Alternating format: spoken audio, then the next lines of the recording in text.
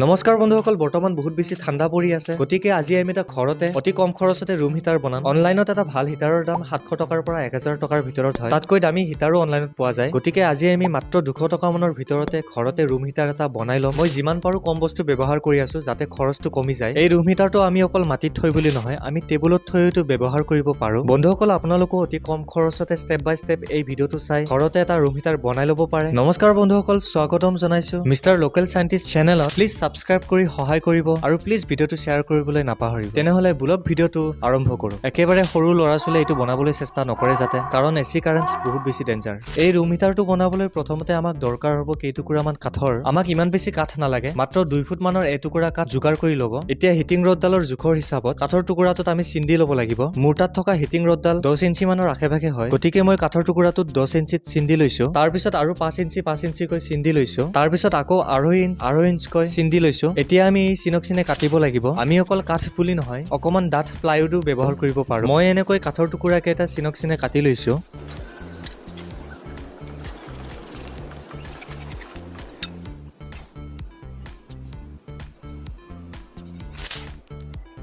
এতিয়া আমি এই কাঠৰ টুকুৰা কেইটা পিৰা আকাৰত গজাল মাৰি ল'ব লাগিব। আহক তেনেহলে কাঠৰ টুকুৰা কেইটাত গজাল মাৰি লওঁ।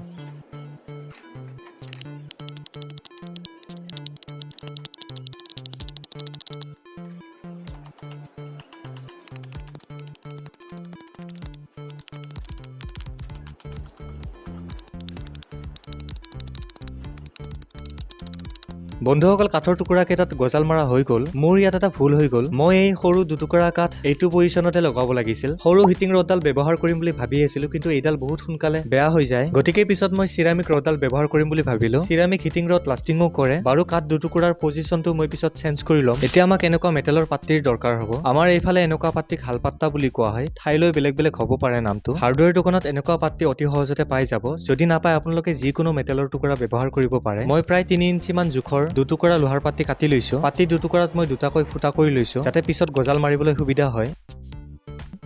এতিয়া আমি ভিডিঅ'টোত দেখুৱাৰ দৰে এনেকৈ ভাঁজ লগাই ল'ব লাগিব। পাত্তি কেইটা ভাঁজ লগাই লোৱাৰ পাছত কাঠৰ টুকুৰা কেইটাত গজাল মাৰি লগাই ল'ব লাগিব।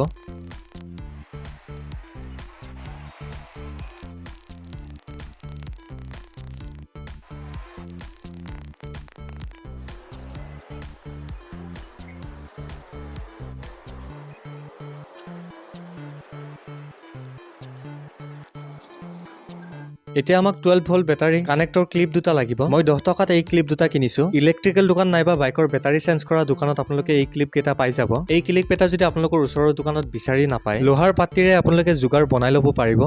তাৰপিছত আমাক দুডাল তাৰৰ দৰকাৰ হ'ব। মই ইয়াত 2.5 mm তামৰ তাঁৰ ব্যৱহাৰ কৰি আছো। দোকানত গ'লে ভাল কোৱালিটিৰ তাঁৰ দিবলৈ ক'ব, কাৰণ মাৰ্কেটত বহুত ডুপ্লিকেট তাঁৰ বাহিৰ হৈছে। এতিয়া আমি তাঁৰ দুডালৰ আগ অংশৰ প্লাষ্টিকখিনি গুচাই ল'ব লাগিব। এতিয়া তাঁৰ দুডাল ক্লিপ দুটাত লগাই ল'ব লাগিব। তাঁৰ দুডালত ক্লিপ এটা লগাবলৈ মই এডাল প্লাছৰ ব্যৱহাৰ কৰি আছো।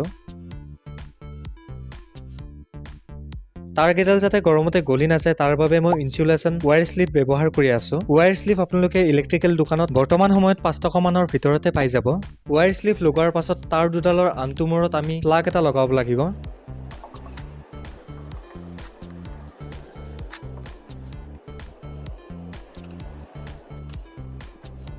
তাঁৰ দুডালত ক্লিপ দুটা আৰু প্লাগ এটা লগাই ল'লো।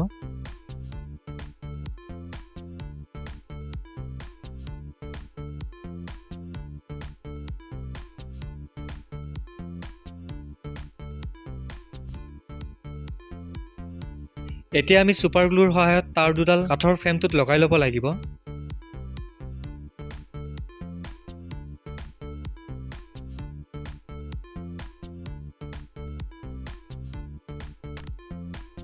তাঁৰ দুডাল বজাই ৰাখিবলৈ মই ইয়াত এটা গজালো মাৰি দিছো। হিট পাই যাতে আমাৰ কাঠৰ ফ্ৰেমটো জ্বলি নাযায় তাৰ বাবে আমি এলুমিনিয়াম ফইল ব্যৱহাৰ কৰিব লাগিব। মই ইয়াত ফুড পেকিং কৰা পেকেট ব্যৱহাৰ কৰি আছো। এই পেকেটটো আমি যিমান পাৰো চিধা কৰি ল'ব লাগিব। তাৰপিছত আমি এলুমিনিয়াম ছিটখন কাঠৰ টুকুৰাটোৰ হিচাপত কাটি ল'ব লাগিব আৰু ছুপাৰ গ্লুৰ সহায়ত লগাই ল'ব লাগিব।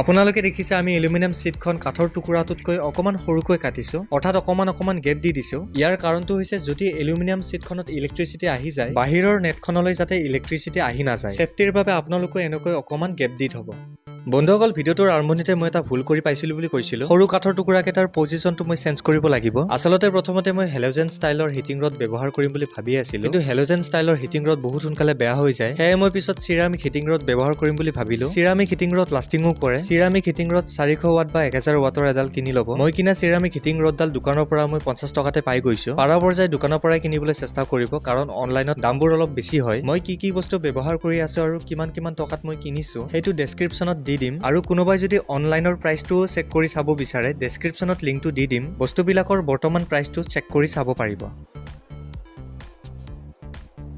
এই ৰুম হিটাৰটোত সেফটিৰ বাবে বহুত ধ্যান দিছো আমাৰ এলুমিনিয়াম ছিটখনত যাতে ইলেক্ট্ৰিচিটি আহি নাযায় তাৰ বাবে এলুমিনিয়াম ফয়েল আৰু এই ক্লিপটোৰ মাজত এটা গেপ বনাই লৈছো গেপটো বনাবলৈ মই এখন কাটাৰৰ ব্যৱহাৰ কৰি আছো তো আপোনালোকে দেখিব পাৰিছে আমাৰ যিডাল আগৰ ৰড আছিল তাত আপোনাৰ ক্লিপটো এনেকুৱা আছিল গতিকে এইটো ক্লিপতে হৈ গৈছিল ডাইৰেক্টলি সোমাব পৰা হৈ আছিল এইটো কিন্তু এইবাৰ আমি যিডাল ৰড ইউজ কৰিম তাত আপোনালোকে দেখিব পাৰিছে আপোনাৰ স্ক্ৰুৰ ব্যৱস্থা আছে গতিকে এই ক্লিপটোত আমি এটা ফুটা কৰিব লাগিব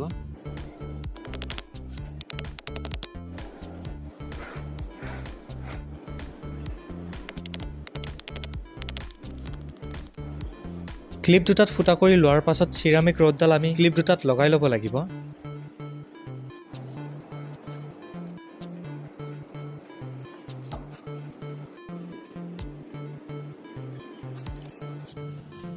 আমি নাটকেইটা ভালদৰে লগাই ল'লো আহক এতিয়া চিৰামিক ৰডডাল আমাৰ ৰুম হিটাৰটোত লগাই লওঁ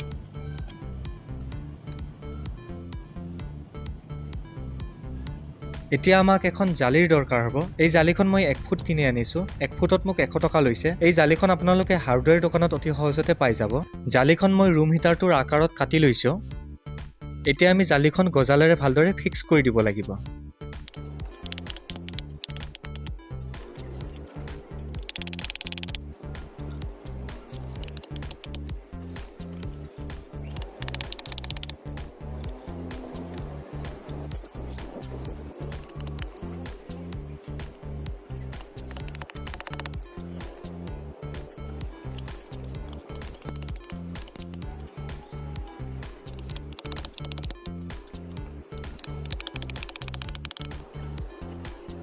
বন্ধুসকল মই গজালকেইটা আধা মাৰি আধা ভাজ লগাই দিছো যাতে আমি প্ৰয়োজন অনুসৰি গজালটো ঘূৰাই জালিখন খুলিব পাৰো আৰু ৰডডাল বেয়া হলে চেঞ্জ কৰিব পাৰো মই আকৌ গজালকেইটাৰে জালিখন লক কৰি দিছো বন্ধুসকল আমাৰ ৰুম হিটাৰটো ৰেডি হৈ গ'ল বলক এইটো এবাৰ টেষ্ট কৰি চাওঁ তো বন্ধুসকল আমাৰ হিটাৰটো ৰেডি হৈ গ'ল জাষ্ট আমি এই প্লাগডাল এই বৰ্ডখনত লগাব লাগিব বন্ধুসকল আপোনালোকক এটা কথা কৈ দিবলৈ বিচাৰিছো যেতিয়া আপোনালোকে প্ৰথমবাৰৰ কাৰণে প্লাগডাল বৰ্ডত দিব তেতিয়া আপোনালোকে এটা বস্তু চেক কৰি চাব সুইচটো মই দিলোঁ সুইচটো দিয়াৰ পিছত আপোনালোকে এডাল টেষ্টাৰেৰে টেষ্ট কৰি চাব এই জালিখনত ইলেক্ট্ৰিচিটি আহি আছে নেকি আমি গেপছ ৰাখিছোঁ বাৰু ফইলখনৰ এইখিনিত গেপছ ৰাখিছোঁ সেইটো ছাইডেও ৰাখিছোঁ মানে এই জালিখনত তাত যোৱা নাই ডাইৰেক্টলি আপোনালোকে দেখিব পাৰিছে আমাৰ ৰডডাল ৰঙা হ'বলৈ আৰম্ভ কৰিছে আপোনালোকে জালিখন এবাৰ টেষ্ট কৰি চাব টেষ্টাৰেৰে ইলেক্ট্ৰিচিটি আহি আছে নেকি টেষ্ট কৰাটো ভাল সাৱধান হোৱাটো ভাল কাৰণ এচি কাৰেণ্ট বহুত বেছি ডেঞ্জাৰ হাই ভল্টেজ বহুত বেছি ডেঞ্জাৰ সাৱধান নহ'লে বহুত বেছি ডেঞ্জাৰ এটা ঘটনা ঘটি যাব পাৰে গতিকে সাৱধান হ'ব আপোনালোকে দেখিব পাৰিছে আমাৰ ৰডডাল বহুত ধুনীয়াকৈ গৰম হ'বলৈ আৰম্ভ কৰিছে আৰু বহুত ধুনীয়াকৈ হিট প্ৰডিউচ কৰিছে মই ইয়ালৈকে হিট অনুভৱ কৰি আছোঁ আৰু আপোনালোকে দেখিছে এতিয়া দিনৰ পোহৰ হৈ আছে আৰু এই দিনৰ পোহৰতে ইমান ধুনীয়াকৈ ৰঙা হৈ উঠিছে তেনেহ'লে ৰাতিৰ আন্ধাৰত কিমান বেছিকৈ এইডাল ৰঙা হৈ উঠিব আপোনালোকে কল্পনা কৰি চাব পাৰে মই আৰু এটা কথা আপোনালোকক কৈ দিবলৈ বিচাৰোঁ যেতিয়া প্লাগডাল বৰ্ডত সোমাই থাকিব তেতিয়া ভুলতো যাতে এই জালিখন টাচ নকৰাই ভাল যদিও আমাৰ ইয়াত ইলেক্ট্ৰিচিটি অহা নাই তথাপি টাচ নকৰাই ভাল সাৱধান থকাটো ভাল এই জালিখন সেইকাৰণে দিয়া হৈছে যাতে সৰু ল'ৰা ছোৱালী বা জীৱ জন্তু আহি যাতে ডাইৰেক্ট ৰডডালত বা সেই ফলকত যাতে টাচ নকৰে তাৰ বাবে এই জালিখন দিয়া হৈছে যাতে শ্বৰ্ট নকৰে সেফটিৰ কাৰণে এইখন দিয়া হৈছে তথাপি কেতিয়াবা বাই চান্স ইয়াত ইলেক্ট্ৰিচিটি আহি যাব পাৰে সেইবাবে আপোনালোকে এই জালিখন টাচ নকৰাই ভাল যেতিয়া মানে অন হৈ থাকিব সুইচটো যদি আপোনালোকে এই হিটাৰটোৰ পজিশ্যনটো চেঞ্জ কৰিব বিচাৰে তেনেহ'লে প্ৰথমতে সুইচটো অফ কৰি ল'ব তাৰপিছত হিটাৰটোৰ পজিশ্যনটো চেঞ্জ কৰি ল'ব পাৰিলে এইডালো ওলাই দিব তাৰপিছত হিটাৰটোৰ পজিশ্যনটো এনেকৈ চেঞ্জ কৰিব পজিশ্যনটো চেঞ্জ কৰাৰ পাছত যদি আপোনালোকে আৰু ছুইচটো দিব বিচাৰে তেনেহ'লে দিব পাৰে এনেকৈ, কিন্তু ছুইচটো দিয়াৰ পিছত এই জালিখন টাচ নকৰিব। বন্ধুসকল মই বহুত কম খৰচত এই হিটাৰটো বনাবলৈ খুজিছিলোঁ, সেইবাবে মই ইয়াত ছুইচ ব্যৱহাৰ কৰা নাই আৰু ইণ্ডিকেটৰ লাইট ব্যৱহাৰ কৰা নাই। আপোনালোকে যদি বিচাৰে তেনেহ'লে আপোনালোকে এটা ছুইচ ইয়াত দিব পাৰে আৰু এটা ইণ্ডিকেটৰ লাইট দিব পাৰে, যাৰ জৰিয়তে আপোনালোকে গম পাব যেতিয়া ছুইচটো অন হৈ থাকিব তেতিয়াহ'লে সেই লাইটটো জ্বলি উঠিব। আপোনালোকে দিয়ে যদি দিব পাৰে। মই যিমান পাৰোঁ কম খৰচত বনাবলৈ বিচাৰিছিলোঁ, সেইবাবে ইয়াত ছুইচো নিদিলোঁ আৰু পাৱাৰ ইণ্ডিকেশ্যন লাইটটো নিদিলোঁ। তো বন্ধুসকল মই কেমেৰাৰ পিছপিনে আছোঁ, কেমেৰাৰ পিছলৈকে একেবাৰে ধুনীয়া গৰম অনুভৱ কৰিছোঁ। তো বন্ধুসকল বহুত দূৰলৈকে গৰমটো গৈছে। তো বন্ধুসকল আপোনালোকে এনেকৈ এটা হিটাৰ ঘৰতে বনাই ল'ব পাৰে। দিনৰ পোহৰতে ইমান ধুনীয়াকৈ ৰঙা হৈ উঠিছে আপোনালোকে দেখিব পাৰিছে আৰু বহুত ধুনীয়াকৈ হিট প্ৰডিউচ কৰি আছে। এই ঠাণ্ডাৰ বতৰত আপোনালোকে এনেকুৱা এটা ঘৰত বনাই ল'ব পাৰে। বন্ধুসকল যদি ভিডিঅ'টো চাই ভাল পালে প্লিজ লাইক কৰিব, শ্বেয়াৰ কৰিব আৰু কমেণ্ট কৰিব। আৰু যদি কোনোবা নতুন আহিছে প্লিজ মোৰ চেনেলটো ছাবস্ক্ৰাইব কৰি দিব। ইউটিউবত আপোনালোকে মিষ্টাৰ লোকেল চাইণ্টিষ্ট বুলি চাৰ্চ কৰিলে আহি যাব। তেনেহ'লে বন্ধুসকল আজিলৈ বাই বাই।